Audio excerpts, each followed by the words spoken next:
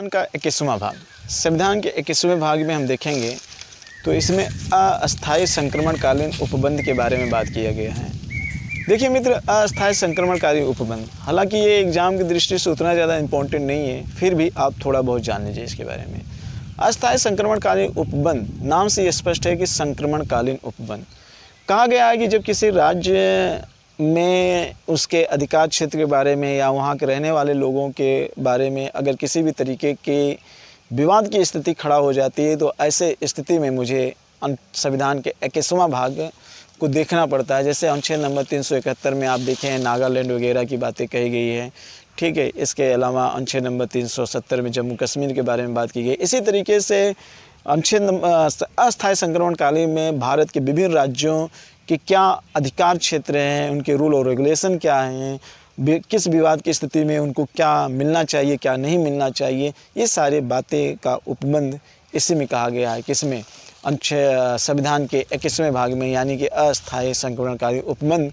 और ये अनुच्छेद नंबर 369 से लेकर अनुच्छेद नंबर 392 तक है। संविधान का जो 22वां भाग है, उस संविधान का जो 22वां भाग है, अगर हम उसमें देखें तो संविधान का 22वां भाग संक्षिप्त नाम, मतलब कि भारत का संविधान, संक्षिप्त नाम में भारत का संविधान दिया गया है। प्रारंभ में मतलब ये होता है कि जिस समय हमारा भारत का संविधान लागू हुआ था उस समय 16 अनुच्छेद तत्काल प्रभावित हो गए थे, ये भी आपको पता होना चाहिए। निरसन का मतलब ये, जब से हमारा संविधान लागू हुआ तो ढेर सारे ऐसे अनुच्छेद हैं जो निरसित कर दिए गए। निर्वचन का मतलब ये होता है कि जब कभी भी संविधान की व्याख्या को लेकर सवाल उत्पन्न होगा तो इसके लिए सर्वोच्च न्यायपालिका सामने आएगी, और सर्वोच्च न्यायपालिका संविधान की व्याख्या करने के लिए भारतीय संविधान की प्रस्तावना को आधार बनाएगी या संविधान के आधारभूत ढांचा को आधार बनाएगी व्याख्या करने के लिए। तो इस तरीके से आपने देखा कि संविधान के संपूर्ण 22 भागों को मैंने कवर किया, और ये मैंने कवर किया उन विद्यार्थियों के लिए जो यूपीएसआई, टेट और सुपर टेट के एग्ज़ाम देने जा रहे हैं। हालांकि ये सिविल वाले बच्चों के लिए या आरओ एग्ज़ाम के लिए भी ये काफ़ी ज़्यादा लाभदायक होगा। तो इस तरीके से जो मेरा ये सफ़र था लगभग 6 घंटे का, ये पूरा, अभी कुछ चीज़ें और बाकी है जिसको हम चर्चा करेंगे कि 6 घंटे में मैंने ये चीज़ें बनाई थी कि लगभग मैं ओरल माध्यम से 6 घंटे में पूरे संविधान को कवर करूँगा। हालांकि ये बातें अभी मैं आगे कहूँगा, पहले हम यहाँ पर कुछ और महत्वपूर्ण टॉपिकों के बारे में चर्चा कर लें। देखिए, मैंने आपको संविधान का 20वां भाग पढ़ा रहा था, तो संविधान का 20वां भाग है संविधान संशोधन। देखिए मित्र, अब तक ऐसा है कि कुल लगभग 104-105 संविधान संशोधन हो चुके हैं और 126 विधेयक बन चुके हैं। संविधान संशोधन और संविधान विधेयक में अंतर समझ लेते हैं। संविधान संशोधन और संविधान विधेयक में क्या अंतर होता है, ये एक बड़ा मुद्दा होता है। देखिए, संविधान संशोधन के माध्यम से जितने भी विधेयक बनाए जाते हैं, क्या वो सारे अधिनियम बन जाते हैं, क्या वो लागू हो जाते हैं? नहीं। 126 विधेयक आए हैं, लेकिन वह अधिनियम या कानून का रूप धारण नहीं कर पाए हैं। तो जो विधेयक अधिनियम और कानून का रूप धारण कर लेते हैं उसे संविधान संशोधन कहते हैं कि इस नंबर का संविधान संशोधन हुआ, और जो अधिनियम या कानून का रूप धारण नहीं कर पाते हैं तो हम ये कहते हैं कि इस संविधान का संविधान संशोधन विधेयक 126 हुआ। जैसे हम कहें 104 संविधान संशोधन, तो इसका मतलब 126 संविधान संशोधन के विधेयक में 104 ऐसे संविधान संशोधन विधेयक हैं जिस पर कानून और अधिनियम बन चुका है। देखिए, कुछ संविधान संशोधन से क्वेश्चन पूछे जाते हैं। संविधान संशोधन से जो क्वेश्चन पूछे जाते हैं वह आपके एग्ज़ाम की दृष्टि से काफ़ी ज़्यादा इम्पोर्टेंट हैं। तो हम कुछ महत्वपूर्ण संविधान संशोधनों के बारे में चर्चा करेंगे जो आपके एग्ज़ाम की दृष्टि से काफ़ी ज़्यादा इम्पोर्टेंट है। तो आइए हम संविधान संशोधन के बारे में एक एक करके अध्ययन करते हैं, और आप इन सारे संविधान संशोधनों को ध्यान में रखिएगा। यहाँ से निश्चित रूप से 1-2 प्रश्न हर एग्ज़ाम में तो पूछे ही लिए जाते हैं। आइए संविधान संशोधन के बारे में बात करते हैं जो एग्ज़ाम दृष्टि से काफ़ी ज़्यादा इम्पोर्टेंट है। हमको सारे संविधान संशोधन तो नहीं पढ़ना है, लेकिन जो इम्पोर्टेंट है उसको पढ़ना है। पहला संविधान संशोधन कब हुआ था? पहला संविधान संशोधन 1951 में हुआ था, जिसका संबंध भूमि सुधार से था। ये नोट करिएगा। 7वां संविधान संशोधन, ये भी इम्पोर्टेंट है। 7वां संविधान संशोधन 1956 में हुआ था। इस संविधान संशोधन के माध्यम से भारत राज्य और केंद्र शासित राज्यों को निर्धारित किया गया था, ये आपको पता होना चाहिए। 7वां संविधान संशोधन के बाद अगला जो संविधान संशोधन इम्पॉर्टेंट है 12, 13 और 14। 12, 13 और 14, 12 संविधान संशोधन के तहत गोवा को जोड़ा गया था। 13वें संविधान संशोधन के तहत नागालैंड को जोड़ा गया था। 14वें संविधान संशोधन के तहत पांडिचेरी को जोड़ा गया था। आपको याद होना चाहिए 12वें के तहत गोवा और 13वें के संदर्भ में नागालैंड और 14वें के संदर्भ में पांडिचेरी को जोड़ा गया था।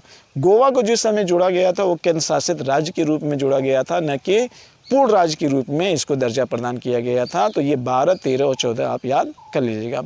अगला संविधान संशोधन जो है आपके एग्जाम की दृष्टि से 21वां संविधान संशोधन है, जिसकी चर्चा मैंने पहले कर दिया था, उसको ध्यान से सुनिएगा। इसके बाद आते हैं 24वां, 50वां संविधान संशोधन।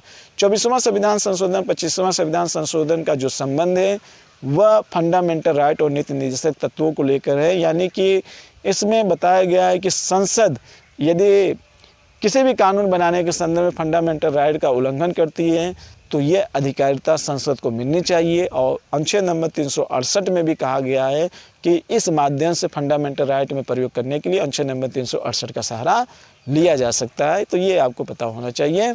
इसके बाद 31वां संविधान संशोधन। 31वां संविधान संशोधन में ये कहा गया कि जो लोकसभा के सदस्यों की संख्या है 525 से बढ़ाकर 545 कर दी जानी चाहिए। ये 31वां संविधान संशोधन आया था जो लगभग 1967 के आसपास 31वां संविधान संशोधन हुआ था। 21वां 1967 में हुआ था और 31वां संविधान संशोधन 1971 के आसपास हुआ है। थोड़ा सा इसको देखिएगा। इसके बाद हम देख लेते हैं कि जो अगला संविधान संशोधन आता है सबसे इम्पोर्टेंट वो है 35वां संविधान संशोधन। 35वें संविधान संशोधन के तहत 1974 में सिक्किम को सह राज्य का दर्जा प्रदान किया गया। 36वें संविधान संशोधन के तहत 1975 में सिक्किम को पूर्ण राज्य का दर्जा प्रदान किया गया। ये इम्पोर्टेंट है। 42वां संविधान संशोधन पूरे संविधान संशोधनों में सबसे ज़्यादा महत्वपूर्ण है। इसको अगर न पढ़े तो इसका मतलब आपने कोई भी संविधान संशोधन नहीं पढ़ा। 42वें संविधान संशोधन के माध्यम से लगभग 52 अनुच्छेद जोड़े गए हैं। यही कारण है कि 42वें संविधान संशोधन को लघु संविधान के नाम से जाना जाता है। आइए 42वें संविधान संशोधन के माध्यम से कुछ चीज़ों को हम जानते हैं। पहले हम जान लेते हैं कि 42वें संविधान संशोधन के माध्यम से भाग 4, भाग 9, भाग 14 तीनों भाग को जोड़ा गया है। ये आपको पता होना चाहिए। और 42वें संविधान संशोधन के माध्यम से अनुच्छेद नंबर 39 क में निःशुल्क विधिक सहायता और अनुच्छेद नंबर 43 क में जो जोड़ा गया है वो ये जोड़ा गया था कि उद्योगों में श्रमिकों के प्रबंधन में भागीदारी होनी चाहिए। और 48 का में ये जोड़ा गया था कि पर्यावरण संरक्षण वन जीवों का संवर्धन। तो इस तरीके से 39 का, 43 का और 48 का 42वें संविधान संशोधन को जोड़ा गया था। और तीनों भाग यानी कि भाग 4 का और आप कह सकते हैं भाग 4 का में मूल कर्तव्य को जोड़ा गया था। और 42वें संविधान संशोधन के तहत न्यायाधिकरण यानी 14 क को जोड़ा गया था। भाग 9 को नहीं 14 क को जोड़ा गया था। ये आपको पता होना चाहिए। क्लियर? न्यायाधिकरण को जोड़ा गया था तो ये आपको पता होना चाहिए। 42वें संविधान संशोधन के माध्यम से भारतीय संविधान प्रस्तावना में 3 शब्द लाकर जोड़े गए थे, जिसमें हम समाजवादी, पंथ निरपेक्ष और अखंडता के बारे में जानते हैं। 42वें संविधान संशोधन से लोकसभा के सदस्यों का कार्यकाल 5 वर्ष से बढ़ा के 6 वर्ष कर दिया गया था। ये भी आपको पता होना चाहिए। 42वें संविधान संशोधन के तहत राज्य सूची के 5 विषय हटाकर समवर्ती सूची में कर दिया गया था, जिसमें जनसंख्या, परिवार नियोजन, वन, शिक्षा जैसे विषय शामिल किए गए थे। 42वें संविधान संशोधन के तहत ये भी बताया गया कि जो राष्ट्रीय आपात होगा किसी एक क्षेत्र में न होकर संपूर्ण क्षेत्र में लागू किया जा सकता है। और 42वें संविधान संशोधन के माध्यम से ये भी बताया गया था कि राष्ट्रपति मंत्रिपरिषद के परामर्श मानने के लिए क्या होगा, बाध्य होगा। ये चीज़ें इसमें बताया गया था। ये सारी चीज़ें आपको पता होनी चाहिए। 42वें संविधान संशोधन के तहत और ढेर सारी चीज़ें की चर्चा की गई थी, लेकिन जो चीज़ें मैंने आपके लिए यहाँ पर चर्चा की ये सारी चीज़ें इंपॉर्टेंट थी। 44वें संविधान संशोधन में अगर आप देखेंगे तो संपत्ति के अधिकार को विधिक अधिकार में रखा गया। फिर 44वें संविधान संशोधन में जो 6 साल लोकसभा का कार्यकाल बढ़ाया गया था, 6 साल से घटाकर फिर 5 साल कर दिया गया। और 44वें संविधान संशोधन में ये कहा गया कि राष्ट्रपति मंत्रिपरिषद के द्वारा दिए गए विचार को मानने के लिए बाध्य नहीं होगा। उसको पुनर्विचार करने के लिए मंत्रिपरिषद को भेज देता है। यदि मंत्रिपरिषद पुनर्विचार करके फिर अगर भेजती है तब मानने के लिए बाध्य होगा। ये थोड़ा सा बेसिक अंतर आपको ध्यान में रखना होगा। तो 44वां संशोधन भी अपने आप में काफ़ी ज़्यादा इम्पोर्टेंट है। आते हैं 44वें संविधान संशोधन को आगे की तरफ बढ़ते हैं। तो 52वां संविधान संशोधन बड़ा इम्पोर्टेंट है। 52वां संविधान संशोधन अगर हम देखेंगे तो 52वां संविधान संशोधन जो हुआ था ये 1985 में हुआ था और इस संविधान संशोधन के माध्यम से राजनीतिक दल और बदल के बारे में बात किया गया था। ठीक है, राजनीतिक दल और बदल के संदर्भ में बात किया था, जिसका जिक्र मैंने संविधान की 10वीं अनुसूची में चर्चा किया था। 52वां के बाद में अगर हम आगे चल के देखें 56वां संविधान संशोधन। 56वां संविधान संशोधन के तहत गोवा को 1987 में पूर्ण राज्य का दर्जा बना दिया गया था और गोवा भारत का बनने वाला इस समय 25वां राज्य था, ये आपको याद होना चाहिए। और सिक्किम जो था वो भारत का बनने वाला 22वां राज्य था। क्लियर। इसके बाद 58वां संविधान संशोधन यानी कि संविधान को हिंदी भाषा में संकलित करने का प्रावधान किया गया था। ये 58वां संविधान संशोधन था। ये भी काफ़ी ज़्यादा इम्पोर्टेंट है आपके लिए, ये भी आपको पता होना चाहिए। लगभग 1989 के आसपास ही हुआ था। 61वां संविधान संशोधन के तहत मैंने जैसे बताया कि 61वां संविधान संशोधन में जो वयस्क मताधिकार था 21 वर्ष से आयु घटाकर 18 वर्ष कर दिया गया था, 1989 में हुआ था। 61वां के बाद 69 संविधान संशोधन आता है। 69 संविधान संशोधन में दिल्ली और पांडिचेरी 69 संविधान संशोधन के दिल्ली को एक विधानसभा के रूप में सेट किया गया और दिल्ली की राजधानी के रूप में स्वीकार किया गया। और 17वां संविधान संशोधन के तहत अगर हम बात करें 69 संविधान संशोधन अगर हम देखें तो लगभग 1991 में हुआ था। 17वां संविधान संशोधन देखें तो 1992 के आसपास हुआ था। 17वां संविधान संशोधन बड़ा इम्पोर्टेंट है। 17वें संविधान संशोधन के माध्यम से दिल्ली और पांडिचेरी के विधानसभा को राष्ट्रपति के निर्वाचन में भाग लेने की बात कही गई है। 71वां संविधान संशोधन के माध्यम से जैसे मैंने अभी जस्ट चर्चा किया कि इसके तहत 3 राजभाषा को जोड़ा गया था, जिसमें नेपाली, मणिपुरी और कोंकणी को जोड़ा गया था। ठीक है। इसके बाद 71वां संविधान संशोधन के बाद जो नेक्स्ट संविधान संशोधन है 73 और 74। 73 और 74 संविधान संशोधन के संदर्भ में हमने संविधान के 9वें भाग में पंचायत व्यवस्था में इस चीज़ को डिटेल से बताया है, उसको वहाँ पे जाकर आप देख लीजिएगा। इसके बाद 73वां 74वां के बाद जो अगला इम्पोर्टेंट संविधान संशोधन आता है मित्र, वो 84वां संविधान संशोधन आता है। वेरी मोस्ट इम्पोर्टेंट संविधान संशोधन।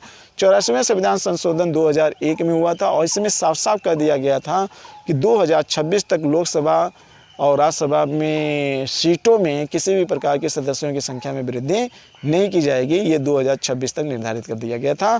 86वां संविधान संशोधन 2002 में आया था। वेरी मोस्ट इम्पोर्टेंट है। 86वें संविधान संशोधन के माध्यम से अगर हम देखें तो 3 बड़े परिवर्तन किए गए थे। पहला, इसी संविधान संशोधन के तहत 11वां मूल कर्तव्य जोड़ा गया था। इसी संविधान संशोधन के तहत 0 से 6 वर्ष पोषाहार की व्यवस्था की गई थी अनुच्छेद नंबर 45 में। और इसी संविधान संशोधन के तहत अनुच्छेद नंबर 21 में जोड़ा गया था कि 6 से 14 वर्ष के लिए मुफ्त व अनिवार्य शिक्षा की व्यवस्था की जानी चाहिए। तो वेरी मोस्ट इम्पॉर्टेंट 86वां संविधान संशोधन 2002 में। इसके बाद हम देखते हैं 86वां संविधान संशोधन के बाद 88वां संविधान संशोधन, जिसमें सेवा कर के संदर्भ में बात की गई है। और इसके बाद 89वां संविधान संशोधन, वेरी मोस्ट इम्पॉर्टेंट 89वां संविधान संशोधन, जिसको हमने संविधान के 16वें भाग में चर्चा करते हुए बताया है, तो वहाँ पर आपको इसको जाकर देख लीजिएगा। इसके आगे हम चलते हैं कि 89वां हो गया। 28वां संविधान संशोधन तो सेवा कर से था, अभी मैंने जस्ट बताया। 91वें संविधान संशोधन वेरी मोस्ट इम्पॉर्टेंट। 91वें संविधान संशोधन से ये बताया गया कि जो मंत्रिपरिषद की जो सदस्यों की संख्या होगी वो कुल लोकसभा सदस्यों की संख्या के कितना होगी, मात्र 15% होगी। ये चीज़ें आपको ध्यान में रखना होगा। 95वें संविधान संशोधन, 93वें संविधान संशोधन वेरी मोस्ट इम्पॉर्टेंट है। 93वें संविधान संशोधन के बारे में भी मैंने चर्चा किया था। 2005 में आर्टिकल नंबर 15(5) को जोड़ा गया था, जिसमें SC ST के साथ साथ OBC के शिक्षा संस्थानों में आरक्षण की बात की गई थी। तो उसको आप जाकर फंडामेंटल राइट में देख लीजिएगा। इसके बाद 97वां संविधान संशोधन जो था, 97वां संविधान संशोधन काफ़ी ज़्यादा इम्पोर्टेंट है। 97वें संविधान संशोधन के तहत अगर आप देखेंगे तो इस संविधान संशोधन के तहत सहकारी समितियों को जोड़ा गया था, जिसकी चर्चा अनुच्छेद नंबर 19, अनुच्छेद नंबर 243 में भी की गई है और अनुच्छेद नंबर 43 ख में भी सहकारी समिति के बारे में बात कही गई है। तो ये 97वें संविधान संशोधन हो गया। इसके बाद अगर आप देखेंगे 100वां संविधान संशोधन, तो 100वां संविधान संशोधन जो भारत के पड़ोसी देश हैं जैसे बांग्लादेश, भारत के भूभागों के एक्सचेंज की बात लेकर की गई है, वो इसमें है। और 101 संविधान संशोधन जो हुआ है वो जीएसटी से रिलेटेड है। और अनुच्छेद नंबर 102 संविधान संशोधन जो है ये पिछड़ा वर्ग आयोग से लेकर रिलेटेड है, जो इसकी चर्चा अनुच्छेद नंबर 340 में भी की गई है। ये आपको ध्यान में रखना होगा। 103 संविधान संशोधन जो हुआ है, 103वां भी संविधान संशोधन जो हुआ है, ये जनरल या सामान्य वर्गों को आर्थिक क्षेत्र में आरक्षण को लेकर बातें कही गई है। और 104 संविधान संशोधन एंग्लो समुदाय और एसटी और एससी के संदर्भ में की गई है, जिनके समाप्त करने और आरक्षण के संदर्भ में बातें कही गई हैं। तो मित्र, इस तरीके से संपूर्ण संविधान, जो भारत का संपूर्ण संविधान है, वो संपूर्ण संविधान समाप्त होता है। मैंने जैसा कि अनुमान लगाया था कि ये वीडियो ओरल तरीके से हम 6 घंटे के अंदर समाप्त करेंगे, और मैंने लगातार ये ओरल घंटे बिना कोई नोट्स बुक देखे, बिना मार्कर का प्रयोग किए, बिना बोर्ड का प्रयोग किए, मैंने 6 घंटे लगातार इस लेक्चर को दिया। ये लेक्चर देने के पीछे मकसद जो था ये अपने आत्मविश्वास को चेक करना भी था, और इस लेक्चर देने का मकसद ये भी था कि इसके माध्यम से जो हमारे विद्यार्थी है वो प्रेरित हो और खुद करने का प्रयास करें कि हम भी ऐसा करें।